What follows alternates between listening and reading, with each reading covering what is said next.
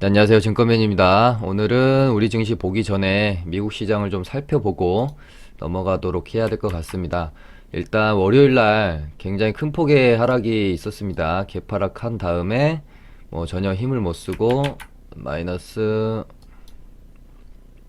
3.56% 종가상 마감을 했고요. 그 다음 날도 3.15%까지 하락을 이어가면서 이 양일간 거의 7%가량이 빠졌죠. 다우가요. 우리 시장이 아닙니다. 근데 솔직히 저는 이날 수요일날 반등을 해줄 줄 알았습니다. 그래서 시가 시작해서 이렇게 어느 정도 이런 모습까지 보고 잤는데 상승폭을 전부 반납하고 다시 음봉 마감하면서 마이너스 0.46%로 마감을 했더라고요. 그래서 이 모습을 보고 솔직히 미국 증시가 대장인데 양일간 7%가 빠졌는데 이런 양봉 하나 뽑아내지 못하고 이렇게 밀린다.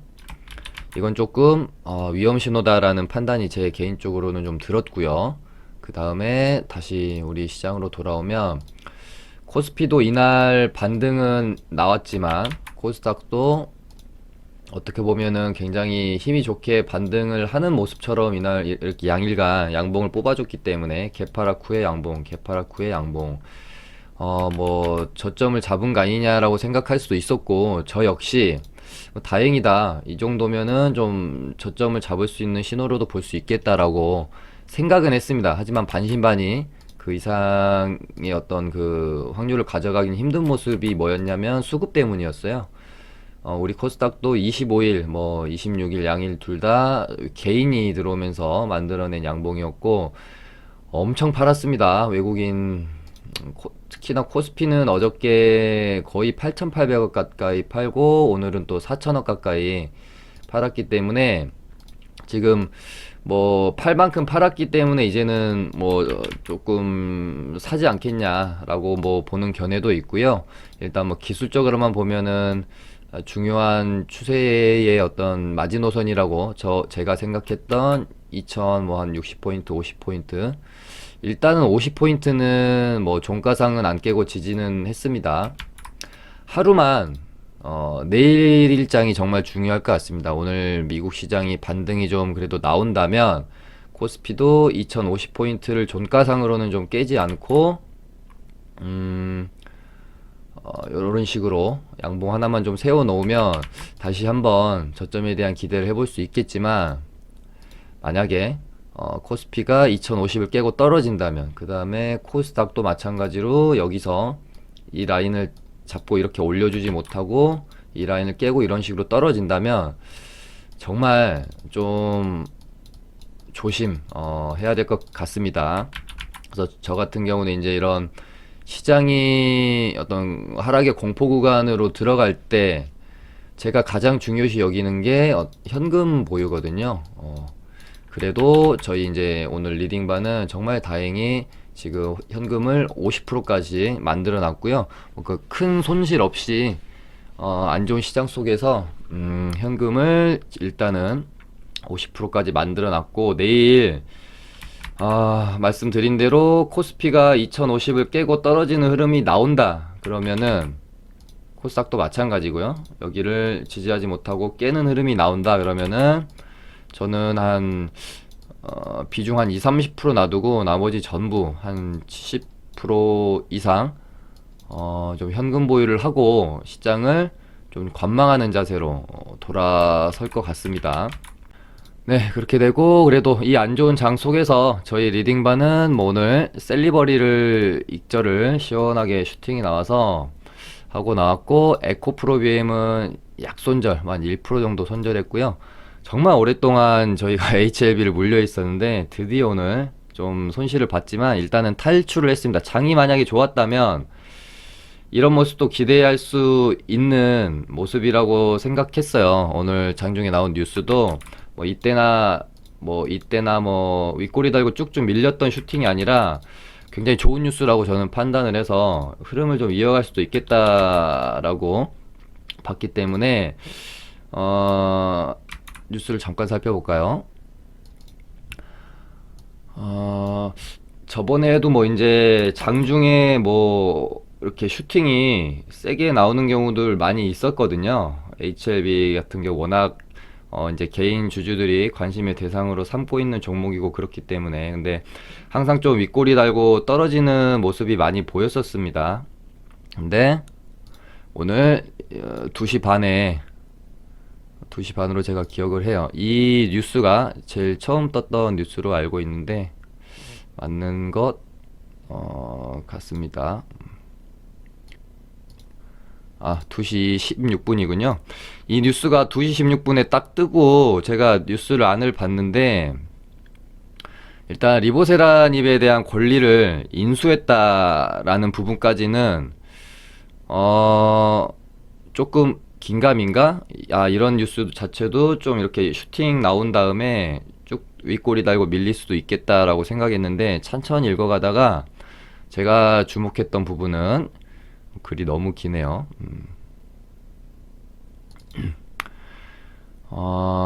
리보세란이 글로벌 권리를 확보함으로써 올해부터 항서제약으로부터 리보세란이 매출에 대한 로열티를 수령한다. 내년부터 예상되는 엘레바 리보세란이 글로벌 매출에 대해서 로열티를 받아 안정적이고 장기적인 영업이익이 발생될 것이다. 저는 사실 이 부분에 굉장한 주목을 했습니다. 제가 HLB에 대한 기업에 대해서 아주 그렇게 공부를 많이 하고 많이 아는 건 아니지만, 일단 저도 뉴스나 재료를 굉장히 중요시 여기면서 매매를 오랫동안 꾸준히 해왔기 때문에 대충 뉴스를 보고 감이 와요. 그래서 제가 오늘 톡방에서도 이 뉴스는 솔직히 저는 상한가도 갈 수 있을 만한 뉴스라고 생각을 했습니다. 물론 가진 못했지만. 그래서 저희가 물려서 가지고 있던 종목인데, 상한가 가면 홀딩을 한번 해보고 상한가 못 갈 것 같으면 조금 일단은 손실을 보더라도 정리를 하는 게 좋을 것 같습니다 라고 하고 저희는 이제 손절을 했거든요. 다만 손실폭을 정말 많이 줄여서 손절을 했죠. 근데 장이 만약에 좋았다라고 하면 저는 홀딩도 했을 것 같다는 생각이 듭니다. 일단은 장이 지금 너무 불안해서 정리를 했던 측면이 있고요. 어찌됐건 바이오 종목, 특히 임상을 하고 있는 바이오 회사한테 가장 이제 우려되고 걱정되는 부분들이 사실은 현금에 대한 부분이잖아요. 근데 이 부분을 이제 해결할 수 있는 좋은 뉴스라고 판단을 했기 때문에 저도 뉴스를 보자마자 좀 큰 금액을 바로 질렀습니다. 보시면 뉴스 딱 보고 판단이 딱 섰어요. 이거는 HLB 워낙 지금 많이 빠져 있는 상태였고, 그렇기 때문에 뉴스가 2시 20분인가 제일 처음 나왔죠. 이게 비 하나지만 물량을 엄청 산 거예요. 제가 거의 계좌에 있는 돈을 다 갖다가 사서 여기서 조금 팔고 요렇게 팔아서 한 12% 정도, 몇 분 되지 않는 시간 안에 한 12% 정도 수익을 냈고, 그 다음에 여기서 물량을 다시 모았습니다. 그래서 두 번째 파동이 나올 때 요렇게 좀 매도를 했고요. 그 다음에 요렇게 좀 샀다가 여기서는 좀 손절치고 요렇게 물량을 다시 모아서 좀 비중 조절하고, 일단은 저는 물량을 부담스럽지 않은 정도로는 사서 지금 홀딩을 해 있는 상태입니다. 일단 시간에서는 조금 빠지는데, 오늘 얘가 일단 요런 식으로 슈팅이 나왔다가 몸통 길이가 이렇게 만들어지고 윗꼬리가 이런 식으로 좀 길게 빠지면 다음날 내일 다음주 흐름 좋게 좀 안 보려고 했는데, 윗꼬리 이 매물을 거의 다 소화하는 몸통 캔들이 출현을 했어요. 얘가 지금 매물대가 가장 많은 게 10만 7천원, 그 다음에 10만 2천원 사이, 이 정도 될 것 같은데, 12만원 정도 되죠. 10만 6천원 정도부터 12만원 사이. 이 매물대를 만약에 얘가 뚫어준다면, 요렇게 뚫는 모습이 나온다면 12만원도 한번 넘기는 트라이가 앞으로 좀 해보일 것 같다라는 생각이 들고요. 다른 건 모르겠습니다. 앞으로 또 이런 식으로 매물 소화 과정을 거치다가 이렇게 갈지, 아니면 또 단발적인 상승으로 죽을지 제가 알 수 있는 부분은 아닌데, 지금까지 뭐 이런 박스권 안에서 출현했던 뉴스나 이런 뭐 양봉 캔들과는 좀 다른 거래량도 잘 실렸고요. 아주 좋은 모습에 기준봉이 하나 섰다라고 판단을 하고 있어서 앞으로 좀 일단은 흐름을 보면서 공략 대상으로 삼아봐도 충분할 것 같은 오늘의 HLB의 모습이었습니다. 그 다음에 다시 돌아와서 HLB는 아무튼 저희 이제 리딩바는 11만 얼마였더라? 한 요정도 오늘 딱 저희 매수가를 딱 찍고 떨어졌어요. 그래서 일단 요렇게 절반씩 손절을 했습니다. 홀딩 할까 하다가 고민을 좀 많이 했는데 지금 장도 안 좋고 빨리 현금 보유를 하고 싶다라는 생각이 있어서 좀 손절을 선택을 했고, 그 다음에 에코프로비엠도 뭐 수익권에도 좀 있고 그랬었는데 장 꺾이니까 이런 종목들은 답이 안 나오죠. 장이 떨어지면. 그래서 일단 여기서 손절을 좀 치고 나왔습니다. 뭐 1%도 안 되는 손절이기 때문에. 그 다음에 셀리버리를 저희가 최근에 2번을 먹고 나왔죠. 이날 매수해서 요날 거의 상한가 터치하는 날 이 양봉 때 익절을 하고 나왔고, 그 다음에 얘가 이날 이렇게 기준봉을 세워놓고 너무 터무니없이 시장이 빠지면서 거래는 감소하면서 요날까지 해서 밀어버렸어요. 거의 이 기준봉을 뽑아냈던 시가 부분까지 주가가 밀려버렸기 때문에 충분히 이 가격대는 안전한 자리다라고 생각을 해서 이날 다시 저희가 재매수를 했고요. 그 다음에 오늘 급등이 좀 나왔죠. 그래서 요렇게 매도를 하고 나왔습니다. 보시면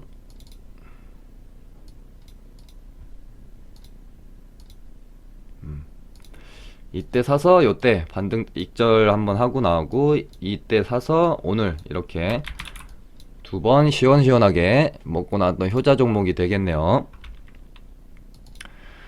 그 다음에 오늘 시장은 폐렴 관련주들이 제 생각보다는 어제랑 뭐 엊그제 저는 폐렴주들 끝물인 것 같다, 그런 말씀을 좀 드렸었는데 제 예상이 조금은 틀린 것 같습니다. 일단은 순환매가 다시 돌고 있는 상황이고요. 일단 오늘 제일 강했던 거는 뭐 진단키트랑 치료제 쪽이 좀 많이 강했습니다. 그래서 PCL이랑 코미팜은 점상을 갖고, 미코도 오늘 좀 급등을 했고요. 그리고 최근에 좀 신경 많이 쓰셔야 될 부분이, 단기과열 예고가 나온다거나 단기과열에 걸릴 흐름을 가지고 가는 애들은 그 상승 흐름을 이어가서 단기과열 걸려버리는 애가 거의 없습니다. 그리고 심지어 최근에는 손오공 같은 경우는 단기과열이기 때문에 제가 매매도 안 했는데 얘가 상한가를 들어가 버리더라고요. 그래서 얘는 단기과열 걸리고 그 다음 또 시세를 주려고 하나 그랬는데, 상한가를 들어갔는데 단기과열 공시가 나오니까 시간에서 다 깨져버리고 급락이 나왔죠. 단기과열 체크를 정말 잘 하시기 바랍니다. 지금 이제 단기 매매 하시는 분들은 최근의 트렌드는 이것도 트렌드가 있어서 어떨 때는 막 단기과열 무시하고 상승하는 종목들이 무더기로 나올 때가 있는 반면에, 최근에는 단기과열에 정말 단자만 나와도 무조건 종목들이 다 동시효과나 시간에서 떨어지니까 이 부분 진짜 잘 체크해서 매매를 하시는 게 좋을 것 같습니다. 트렌드가 또 언제 바뀔지는 알 수는 없습니다. 오늘 그런 측면에서 GH 신소재도 어떻게 보면은 오전장 같은 경우는 오늘의 대장주라고 할 수 있을 만큼의 강한 힘을 보였었는데, 얘가 오늘까지 오르면 단기과열이었거든요. 그렇다 보니까 힘을 못 쓰고 쭉 밀려버리고, 그러니까 오늘 오전에 PCL이랑 코미팜은 상을 이미 들어가 버렸고, 그 다음에 지금 폐렴주 중에 미코랑 GH 신소재가 굉장히 강했죠. 근데 어떻게 보면은 더 좀 힘이 좋았던 건 GH 신소재지만 얘는 단기과열 때문에 그런지 시세가 오후장에 쭉 죽어버렸고, 미코는 오히려 단기과열에 대한 걱정이 없는 종목이다 보니까 오후장에 시세를 오히려 뽑아내는 모습이 나왔죠. 이런 식으로 이 부분 한번 신경 쓰시고요. 그 다음에 뭐 이제 어제 말씀드린 것처럼 이제 폐렴주들은 뭐 그냥 그날 이슈에 따라서, 그러니까 좀 장기화될 것 같아요. 코로나 테마는 이 상태로 좀 종식이 될 때까지 장기화되는 국면 안에서 그날 뭐 어떤 이슈에 따라 그냥 뭐 종목들이 이제 급등하는 정도의 모습을 보이면서 좀 장기화 추세로 들어가지 않을까 하는 생각이 드네요. 뭐 BTS 관련주들도 일단은 뉴스는 계속 좋은 뉴스들이 계속 나오죠. 뭐 거의 전 세계를 차트를 석권하고 있는 상황이기 때문에 근데 뭐 그다지 의미 있는 움직임 없이 장중에 뭐 시장이 이제 하락하니까 얘네도 별수 없이 계속해서 밀리는 모습은 나왔지만 DPC 같은 거 경우는 제가 말씀드렸던 이 가격대를 계속해서 지켜는 주고 있습니다. 9,000원 가격대를. 9,000원 금방이죠. 저 같은 경우는 뭐 오전에 일찍 손절해 버렸는데 시간에서 갑자기 얘네들이 또 반응을 보입니다. 지금이 5시 한 뭐 40분 정도 되는데 역시 DPC가 다시 좀 대장으로 치고 나가려는 모양새고요. 얘가 뭐 갭을 띄우고 이런 식으로 뽑아주는 모습이 나올지 갭 띄우고 힘없이 밀려버릴지 그 부분 내일 체크하면서 만약에 갭 띄우고 유지하면서 상승 흐름을 이어가면 아마 또 내일 대장 테마가 오전장에는요. 내일 오전에는 BTS가 시장 주도 테마가 될 확률이 또 높을 수 있겠습니다. 그 다음에 뭐 지금 뭐 지분 싸움을 계속하고 있는 한진칼이고요. 어마어마합니다. 무거운 종목인데 어제 26% 급등 후 종가 6만원 마감했는데 오늘도 저거는 오늘은 그렇게 크게 가지 못할 가능성이 좀 있다고 보여져서 저도 어제 종가 베팅을 해서 좀 가지고 있었다고 말씀드렸잖아요. 오늘 장 초반에 정말 조금 먹고 일찍 정리해버렸는데 오늘도 좀 많이 갔고요. 이제는 어느 정도 뭐 좀 조정 구간에 좀 들어오지 않겠느냐라는 생각 정도만 일단은 지금 가지고 있습니다. 이제 여기서 더 공략하기는 조금 부담스러울 것 같다는 생각은 가지고 있어요. 다만 이 지분 싸움을 하게 되면 정말 한 주 한 주가 귀해지는 거고 51%를 갖는 자가 정말 모든 걸 갖게 되는 거잖아요. 49%를 갖는 자는 정말 의미 없어져 버리는 거죠. all or nothing이 돼 버리는 건데 또 이 지분 싸움이라는 것은 예측을 할 수 있는 영역을 또 넘어서는 시세의 폭발이 나올 수도 있는 재료이기 때문에 섣불리 판단하긴 이르지만 이제는 좀 부담스러운 어떤 가격대에 와 있는 건 단기적으로는 맞아서 최대한 좀 확인하면서 좀 지켜봐야 될 것 같고요. 어찌됐건 한진칼의 주가를 끌어올리는 것은 골드만삭스, 최근에는 골드만삭스고요. 뭐 이때 같은 경우는 기타 법인 쪽에서 좀 매수가 들어오는 부분들 요거를 좀 잘 파악을 하면서 둘 다 매수가 없는 날은 조정받을 확률이 높겠죠. 그리고 골드만삭스 같은 경우는 거의 오전부터 빠르게 땡기는 경향성이 있기 때문에 요 정도는 좀 파악하기가 쉽습니다. 그래서 오전에 오늘도 골드만이 큰 물량이 빡빡 들어온다 그러면은 오늘도 좀 사는구나 라고 생각을 해보고 오전에 어떤 특별한 모습이 없으면 오늘은 쉬는구나 그러면은 주가가 좀 질질거릴 수 있겠네 라고 판단을 해보시면 될 것 같고요. 그 다음에 골드만이 안 사면 이제 기타 법인 쪽에서 또 살 수가 있기 때문에 요것도 잘 체크해 보시면 될 것 같습니다. 지금 아까 뉴스 보니까 지분 상황이 조원태 쪽이 40.25%고 조연아 쪽이 37.62%죠. 야, 정말 뭐 정입가경이고요. 이렇게 되다가 정말 한 주 한 주가 이제 주식 자체가 이제 품절주가 돼버리는 현상이 생길런지 일단 이 정도 싸움이 시작됐으면 양쪽 다 쉽게 멈출 수가 없겠죠. 이번에는 이쪽에서 우리 현아누님 쪽에서 힘을 좀 써야 될 것 같은데 어떻게 또 나올지 지켜보는 재미가 정말 쏠쏠한 주식인 것 같습니다. 그 다음에 다시 코로나 쪽으로 좀 넘어와서요. 식품주도 이제 뭐 단기 조정에 따른 리바운딩이 나올 수 있기 때문에 봐야 되겠죠. 물론 서울식품은 단기 과열에 좀 걸려 있고 CJ 시푸드도 이날의 종가를 넘으면 뭐 단기과에 걸리는 걸로 알고 있는데 이날 어떻게 흘러갈지 한번 봐야 될 것 같고 아이서포트 뭐 랩지노믹스 뭐 코로나 대만 이제는 뭐 예측이 안 됩니다. 예측이 안 돼서 제가 함부로 코멘트 하기가 참 무섭고요.